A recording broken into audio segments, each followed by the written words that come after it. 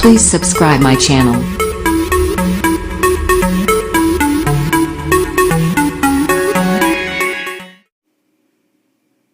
Hello दोस्तों, मैं प्रशांत श्रीवास्तव आपका प्रशांत एजुकेशन सेंटर में हार्दिक स्वागत करता हूं। जैसा कि आपको पता है कि हमारे इस YouTube चैनल पर संविदा शिक्षक वर्ग 3 2020 की परीक्षाओं के लिए सभी विषयों की तैयारी कराई जा रही है। तो आज की क्लास में हम मैथ पेडागोजी के 20 अति महत्वपूर्ण क्वेश्चंस ले आए हैं, क्योंकि आपको पता है कि वर्ग 3 में गणित के पार्ट में मैथ पेडागोजी 10 नंबर की आनी है। तो ठीक है, तो ये प्रश्न एमपी टेट, यूपी टेट और सी टेट तीनों की परीक्षाओं के दृष्टि से बहुत महत्वपूर्ण है, इसलिए आप लोग वीडियो को पूरा देखिएगा। ये आपके प्रश्न बहुत ही महत्वपूर्ण हैं। चलिए, और जो लोग हमारे इस चैनल में नए जुड़े हैं, वो हमारे चैनल को प्लीज़ सब्सक्राइब कर लें, प्रशांत एजुकेशन सेंटर, और लाइक करें, कमेंट करें, शेयर ज़रूर करें और बेल आइकन ज़रूर प्रेस करें, जिससे हमारे आने वाले वीडियोज़ आपको सबसे पहले मिल जाएं। ठीक है, चलिए चलते हैं प्रश्न की ओर। तो पहला प्रश्न है, गणित शिक्षण की मुख्य विधि है। गणित शिक्षण की मुख्य विधि है आगमन विधि, विश्लेषण विधि, निगमन विधि, उपर्युक्त सभी। तो इसका सही आंसर है दोस्तों, क्या हो जाएगा? डी, उपर्युक्त सभी। क्या हो जाएगा? डी, उपर्युक्त सभी। अगला प्रश्न है, गणित के अध्ययन से छात्रों में सबसे अधिक किस शक्ति का विकास होता है? गणित के अध्ययन से छात्रों में सबसे अधिक किस शक्ति का विकास होता है? तो ए, तर्क शक्ति, बी, चिंतन शक्ति, सी, समायोजन शक्ति, डी, उपर्युक्त सभी। तो इसका सही आंसर दोस्तों क्या हो जाएगा? ए, तर्क शक्ति। क्या हो जाएगा? ए, तर्क शक्ति। चलिए अगला प्रश्न देखते हैं, गणित शिक्षण में छात्रों की किस बात पर ध्यान देना चाहिए? गणित शिक्षण में छात्रों की किस बात पर ध्यान देना चाहिए? तो ए, मानसिक क्रियाओं पर बल, बी, गणित के व्यवहारिक ज्ञान पर बल, सी, गणित की महत्ता पर बल, डी, उपर्युक्त सभी। तो आजकल आप लोग जान लीजिए, आज जो शिक्षा प्रणाली है आज के समय पे वो कैसी है? वही है बाल केंद्रित शिक्षा प्रणाली है, छात्र केंद्रित। तो जो इसका सही आंसर है दोस्तों, उपर्युक्त सभी, डी, ऑप्शन डी। इसलिए इस बालक के सभी चीज़ों का ख्याल हमको रखना चाहिए। अगला प्रश्न है, गणित की सर्वाधिक प्राचीन शाखा यानी सबसे पुरानी शाखा कौन सी है? ए, बीजगणित, बी, अंक गणित, सी, रेखा गणित, डी, ज्योतिष गणित। तो जिसका सही आंसर है दोस्तों वो क्या हो जाएगा? बी, अंक गणित। ध्यान से सुनिएगा, बी, अंक गणित जो है सबसे पुरानी शाखा है गणित की। चलिए अगला प्रश्न है, गणित का ज्ञान समस्त जगत में होता है। गणित का जो ज्ञान है वो समस्त जगत में होता है। ए, समान रूप का, बी, असमान रूप का, सी, विभिन्न रूप का, डी, इनमें से कोई नहीं। तो जो गणित का अध्ययन होता है वो होता है समान रूप से होता है। तो ए इज राइट आंसर। ठीक है, चलिए अगला प्रश्न है, ज्यामिति का संबंध किस क्षेत्र से है? ज्यामिति का संबंध किस क्षेत्र से है? ध्यान से देखिएगा, ए, मूल्यांकन से, बी, मापन से, सी, सांख्यिकी से, डी, इनमें से कोई नहीं। तो जो इसका सही आंसर दोस्तों वो है ए, मूल्यांकन से। क्या आंसर हो जाएगा? ए, मूल्यांकन से। किसी विधि से अर्जित ज्ञान स्थायी नहीं होता।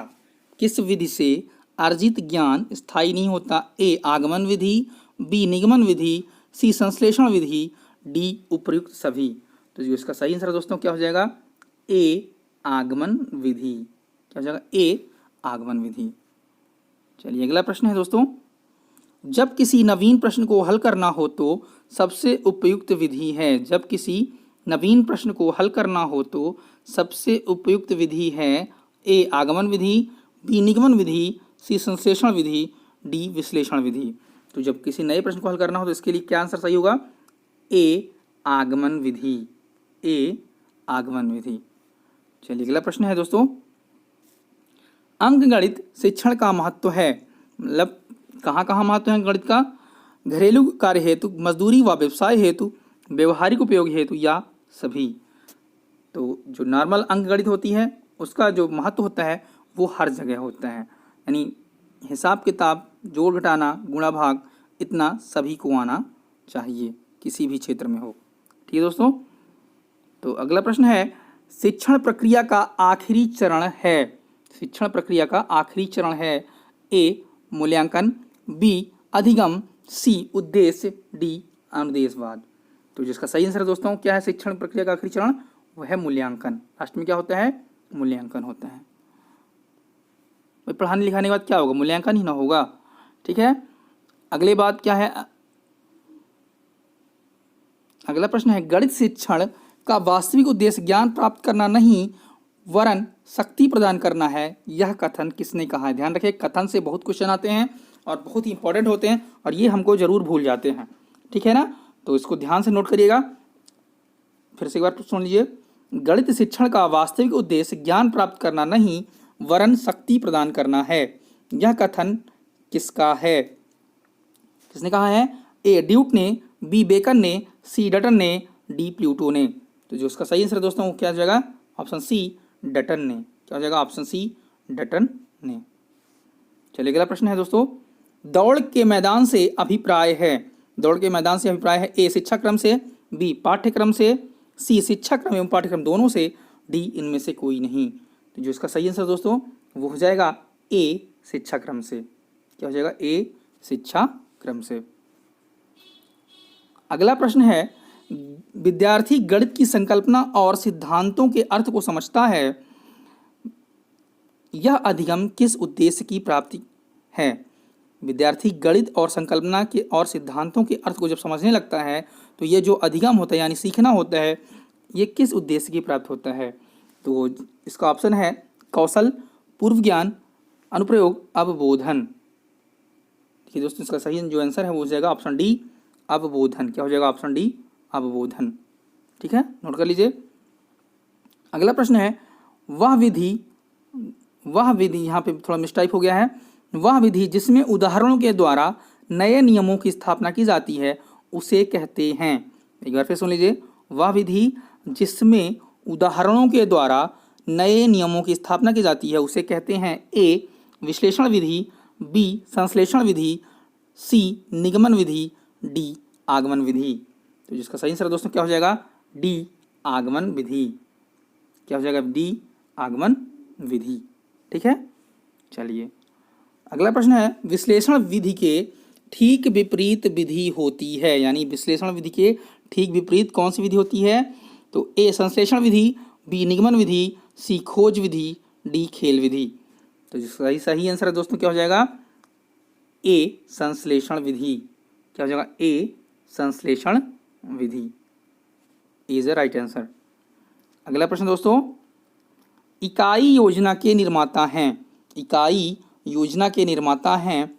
ए किलपैट्रिक, बी मॉरिसन, सी बेलार्ड, डी इनमें से कोई नहीं। तो जिसका सही आंसर दोस्तों क्या हो जाएगा? Option B Morrison. Option B Morrison, B is right answer. Note कर लीजिए। अगला प्रश्न है, गणित सभी विज्ञानों का सिंह द्वार व कुंजी है, यह कथन है? गणित सभी विज्ञानों का सिंह द्वार व कुंजी है, यह कथन है? ए बेकन का, बी ड्यूट का, सी स्किनर का, डी कॉमेट का। तो जो ये सही आंसर है दोस्तों इसका हो जाएगा ए बेकन का। ए बेकन का, नोट कर लीजिए। अगला प्रश्न है, बीजगणित की शिक्षण विधि है? बीजगणित की जो क्या है शिक्षण विधि है वो क्या है? ए समीकरण विधि, बी खेलकूद विधि, सी प्रदर्शन विधि, डी इनमें से कोई नहीं। तो जो बीजगणित की विधि है वो क्या है? ए समीकरण विधि। क्या हो जाएगा? ए समीकरण विधि। ठीक है, प्रश्न 19वां है, शिक्षण सिद्धांतों को अधिगम सिद्धांतों पर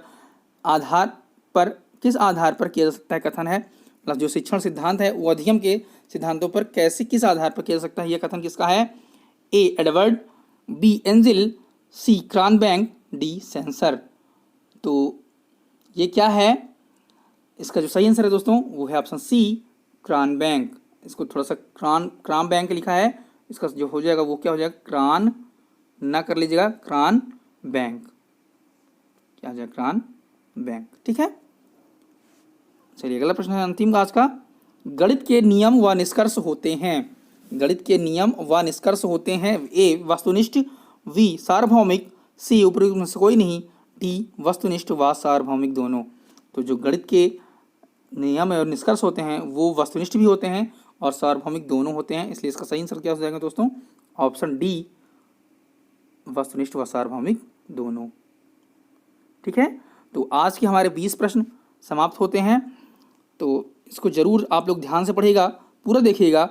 और आपको एक बात बता दें कि पीबी ने परीक्षा की डेट घोषित कर दी है, तो सभी लोग पीबी की साइट पर जाके देख सकते हैं कि आपकी परीक्षा जनवरी में घोषित हो चुकी है। बहुत ही कम समय बचा है दोस्तों, और सारी विषय आपको फिर से एक बार तैयार करनी है। इसलिए आप पढ़ाई में एकदम से जुट जाइए और ध्यान से पढ़िए, इत्मीनान से पूरे क्वेश्चन करिए, सभी क्वेश्चन करिए, क्योंकि कई विषय आपको 5 विषय आपको लेके चलनी है। तो और इस बार बिल्कुल मौका नहीं छोड़ना है कि आप परीक्षा में कम नंबर पाएँ, क्योंकि कंपटीशन बहुत ज़्यादा है दोस्तों। इसलिए आप पूरे प्रश्न को अच्छे से करें। ठीक है, तब तक के लिए धन्यवाद।